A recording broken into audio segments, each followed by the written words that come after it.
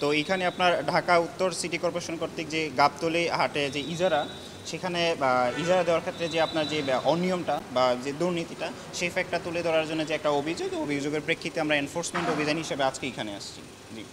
কি পেয়েছেন ওখানে? তো এখানে আমরা কিছু অসঙ্গতি বলতে আপনারা জানেন যে মানে কোনো কিছু ইজারা বা আপনার টেন্ডারিংয়ের ক্ষেত্রে বিভিন্ন কমিটি হয়, ওপেনিং কমিটি, ইভালুয়েশন কমিটি বা ফার্দার যে প্রসিডিউর থাকে। তো ওখানে আপনার যেটা ছিল মূল্যায়ন কমিটির একটা প্রতিবেদন ছিল, মূল্যায়ন কমিটির প্রতিবেদনের প্রেক্ষিতে অ্যাজ ইউজুয়াল আপনার ফাইল ওঠে। তো অ্যাজ ইউজুয়াল ওঠার পর যেটা হয় যে আর কি কাজ চলতে থাকে। তো ফাইনালি যখন আপনার দেওয়া হবে, তো ক্ষেত্রে কিছু দেখা যায় প্রতিবেদনে হয়তো বা কিছুটা অসঙ্গতি ছিল, ওই অসঙ্গতির প্রেক্ষিতে প্রশাসক মহোদয় সেটাকে স্থগিত করে দিয়ে অ্যাজ ইউজুয়াল যে কাজ চলমান, সেটা কাজ চলমান রাখে আর কি।